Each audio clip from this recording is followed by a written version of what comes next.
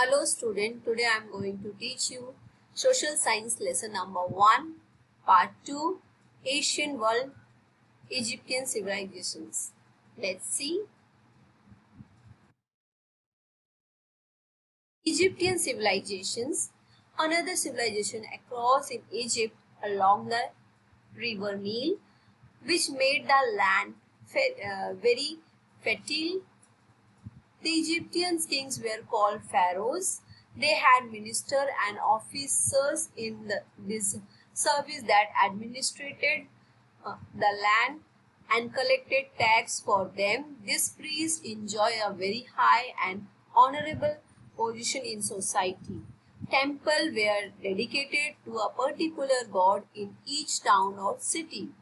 The ancient Egyptian script was called the hieroglyphics. Traders and merchants carried on their business both on land and water. There were skilled workers like stonecutters and carpenters. Egyptians had considerable knowledge of weight and measure. So student जैसे मैंने यहाँ पर read किया जो Egyptian civilisation है वो जो है नील नदी की देन है या हम कह सकते हैं कि नील नदी पर बना हुआ है और वो जब नील नदी में बाढ़ आ जाती है जब पानी आ जाता है तो वो बहाव के साथ में कुछ ऐसी उपजाऊ मिट्टी लेकर आती है जो किनारों पे रहती है और जिससे वहाँ की जो जमीन है वो खेती के लिए बहुत उपयोगी हो जाती है और वहाँ के लोग बहुत अच्छी तरह से खेती कर सकते हैं। वहाँ पर बहुत सारे मिनिस्टर्स थे और जो कि क्या करते थे, टैक्स कलेक्ट करते थे। प्रीस्ट थे जो ऑनरेबल पोजीशंस पे थे सोसाइटी में और उनको टेम्पल में भी बहुत अच्छा पोजीशंस था, बहुत अच्छे आदर उनको सम्मान दिया जाता था। वो और हर टाउन में हर सिटी में एक पर्टिकुलर गॉड को उन लोग वर्शिप करते थे और साथ ही साथ उनका जो स्क्रिप्ट था, जो लिखने की जो क्रिया थी या हम बोलते लिपि थी, उसको वो लोग हीरोग्लिफिक्स कहते थे, लिपि कहते थे।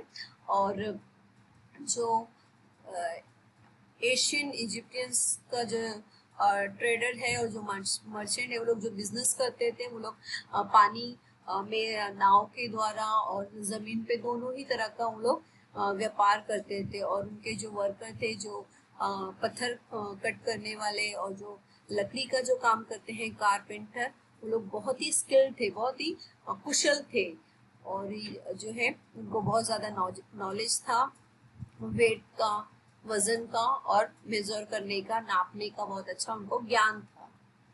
The pharaohs built the great monument of the ancient world, the pyramid.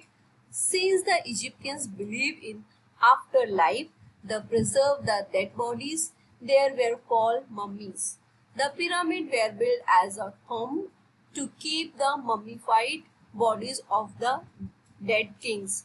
So यहाँ जो राजा होते थे इजिप्ट में, उनके राजा को फेरोज कहा जाता था और वो लोग क्या करते थे, मरने के बाद भी जिंदगी है उसमें उस पर उनका विश्वास था और वो लोग जो है एक तरह का मसाला यूज करते थे और डेड बॉडी के अंदर वो मसाला भर के उसे रखते थे और उसे मम्मी कहा जाता है। शवों को लोग सुरक्षित रखते थे और ज्यादातर जो राजाओं के जो डेड बॉडी होती है उसको लोग रखते थे। तो ऐसे ही उस समय में फेरोज ने कई पिरामिड बनाए और उनकी जो डेड बॉडी है उनको सुरक्षित रखा, उसे मम्मीज कहते हैं।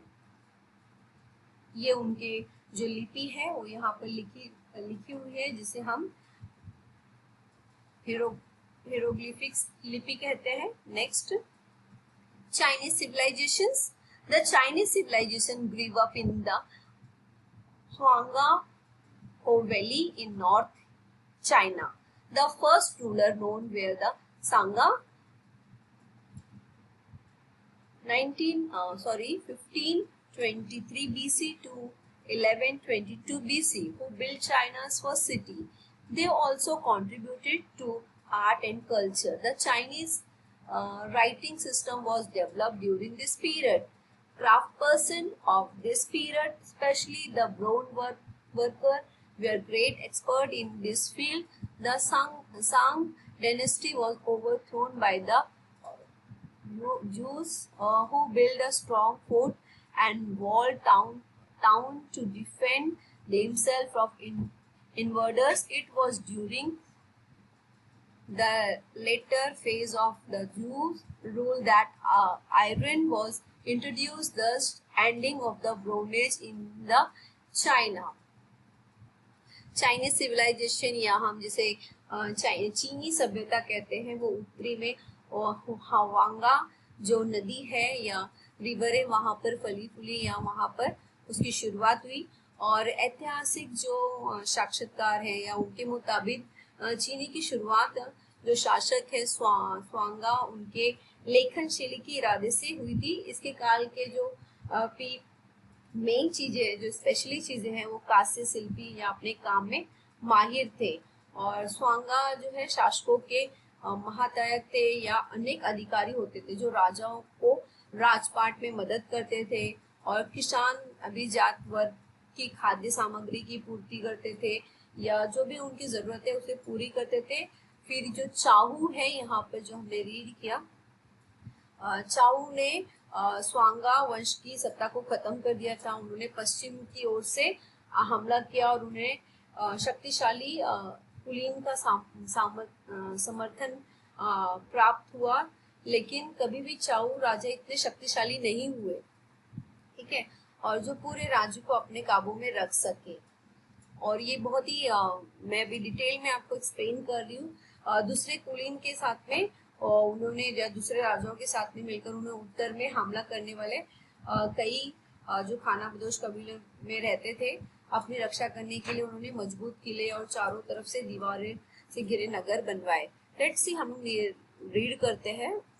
हाँ, यहाँ लिखा है in 221 BC the Qin ruler came to the power in China. They ordered the use of common language, common law and common weight and measure throughout their empire. Do you know that they were the ruler who built the famous Great Wall of China?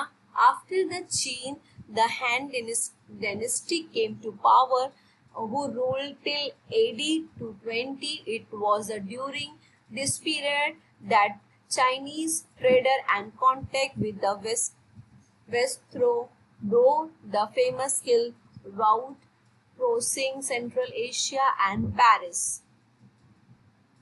221 में चीन के राजा शासक बने और उन्होंने कुलीन की जो ताकत कुचल डाली, मतलब जो पहले के जो लोग थे उनकी ताकत को कुचल दिया। और चीन राजाओं ने अपने साम्राज्य को अनेक प्रांतों में बांट दिया और हर एक के लिए एक शासक नियुक्त किया। उन्होंने पूरे साम्राज्य में समान भाषा, समान कानून, समान नापतोल मापने का आदेश दिया। उन्होंने चीन की मशहूर दीवार भी बनवाई।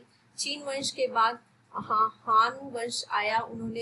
उसने 220 ईसा साल तक चीन पर राज किया। इस दौरान मध्य एशिया और फराज से गुजरात वाले पूर्वी रेशम मार्ग की ओर से पश्चिम से चीनी सौदागरों का नियमित संबंध बना रहा।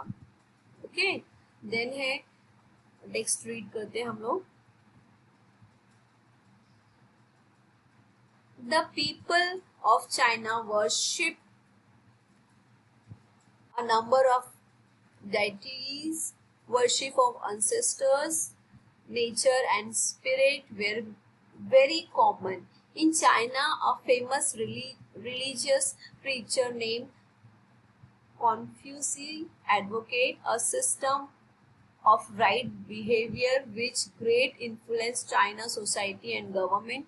He laid an emphasis on good moral character, respect to elder and loyalty to the family and obedience to the law of the state. So चीन के जो लोग थे अनेक देवी देवताओं की पूजा करते थे। पूजाओं उनके जो पूर्वज थे और वो लोग प्रकृति और आत्माओं की पूजा करते थे। कन्फ्यूशस जो उनका नाम है, थोड़ा मुश्किल नाम है, पर वहाँ के जो बोल सकते हैं चीनी धार्मिक उपदेशक ने सही व्यवहार प्रणाली का प्रचार प्रसार किया। इसमें चीनी समाज और सरकार को बेहद प्रभावित किया। उन्होंने अच्छे नैतिक सम्मान, परिवार से वफादारी और कानून तथा राज्य की आज्ञाओं के पालन पर जोर दिया। So student, I think you understood Chin civilization and first one Egyptian civilizations. So we will continue this lesson and another topic in next video. Thank you.